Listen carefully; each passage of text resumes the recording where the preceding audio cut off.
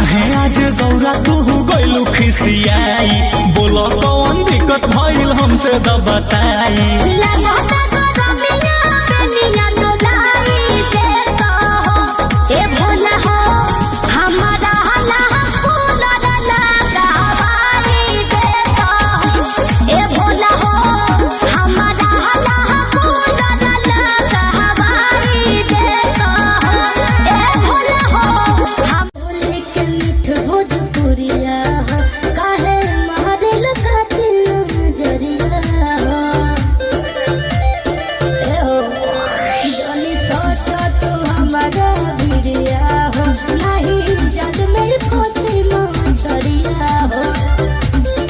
चढ़ब न फेरू सफरिया पिया, काले से उठे दरदिया पिया, कमरिया पिया कमरिया पिया, भइल बालक के ककरिया।